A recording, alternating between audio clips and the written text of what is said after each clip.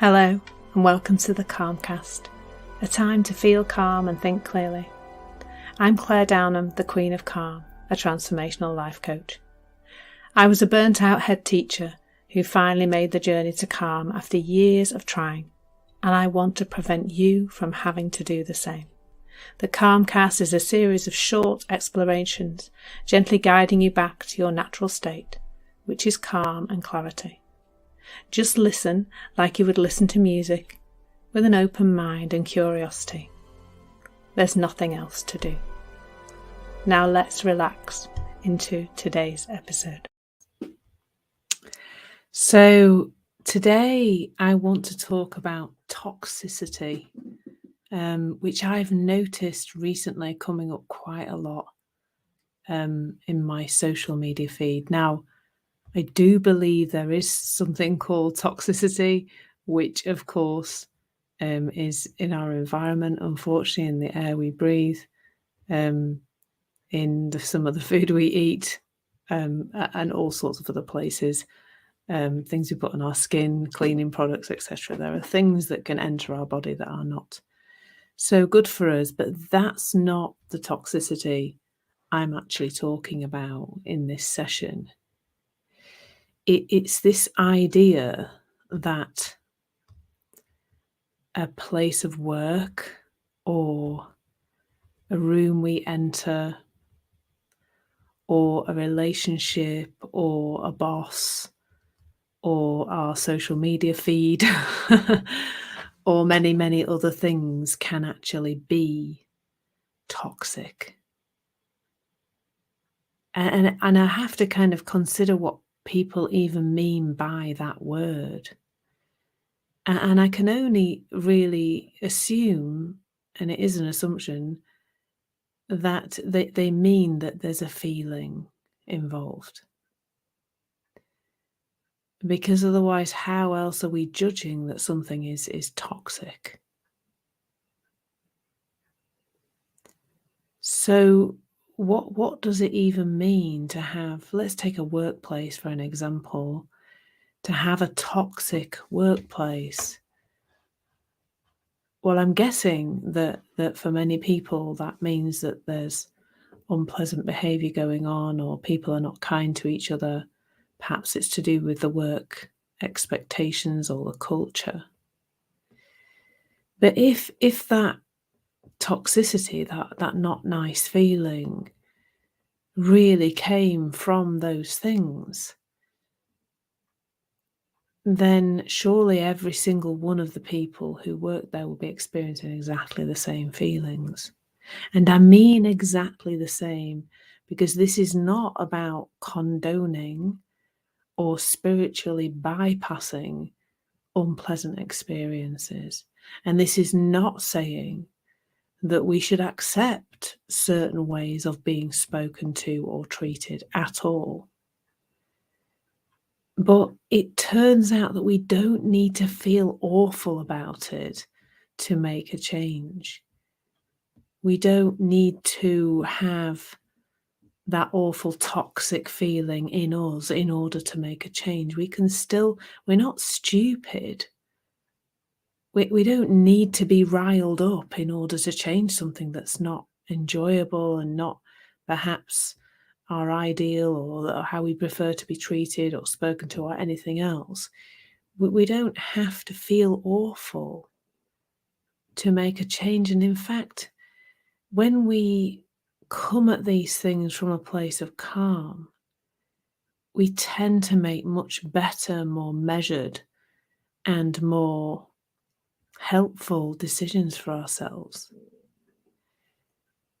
And that place of calm is available when we realize that unpleasant feeling we have, that toxic feeling that we have about a place or a person or a relationship or an inbox or whatever else it is we feel that feeling about, is, well, it's not a feeling about that thing. That's the thing to know. The feeling is letting us know about our state of mind. It's letting us know about our thinking.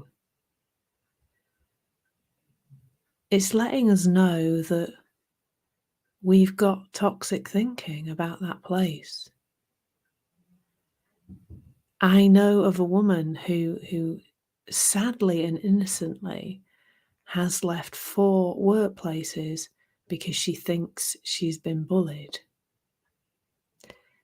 I don't think that's an unfortunate accident, because I think when we have some beliefs about behaviour that's not okay, behaviour that's going to hurt us, behaviour that's not behaviour that we think's right, then as we go into a place, we're almost alerted to that in the same way that we're alerted to a fire. You know, if we smell smoke, we're like, whoa, where's the fire? We need to go put that out. Now that's our system responding to something that's real, that's actually could harm our bodies, and that's a great fail-safe. The issue with the toxic feeling is that that's not telling us about something in our outside world. It's telling us about our state of mind, and that's not the same thing.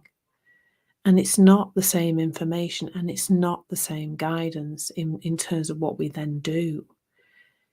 If we think the toxic feeling is coming from the toxic workplace or boss or whatever else, relationship, etc., then we'll think that we have to act towards that thing, do something about it, deal with it perhaps in a reactive way, make very quick decisions because it can look like the only way to take away that discomfort, to take away that toxic feeling, is to get rid of the situation, which is why, somebody who's had 4 jobs in a row where they think they've been bullied will keep moving jobs, but we go into each new position or each new place already still carrying the baggage of the previous situation, and still almost on red alert for certain things being a certain way.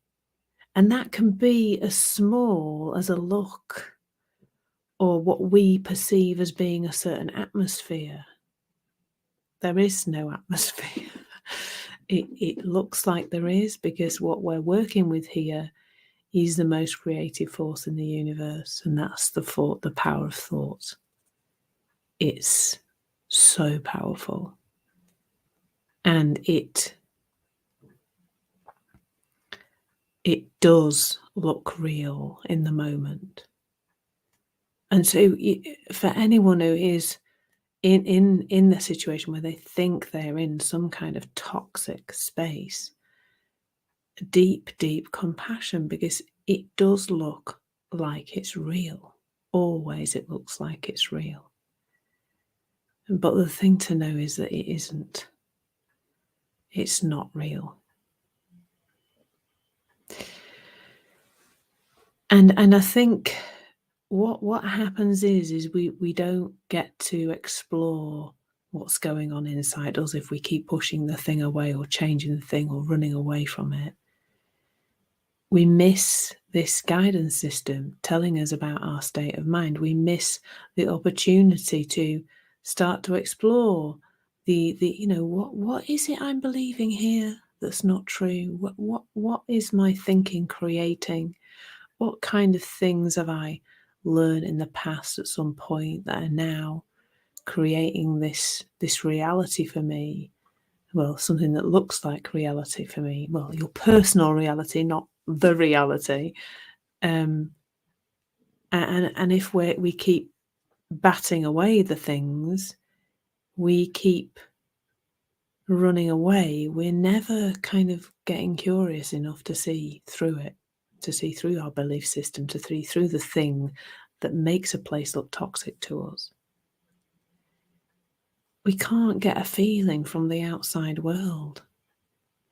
Just doesn't work like this. But as I say, this is not about saying it's okay to treat people awfully.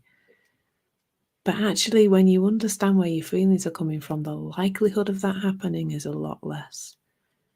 Because the people who are treating people unpleasantly are caught up in the same misunderstanding. That's where all human suffering comes from. So a place isn't toxic. It just doesn't work that way. But if you've got a feeling that it is, it's time to get really curious about what your belief system is creating for you right now. Thank you so much for listening. There's nothing to do now but bring some awareness to how this is working out in your life. Listen regularly to experience longer and longer periods of calm. This has been the Calmcast with Claire Downham, Queen of Calm. Take care and keep listening.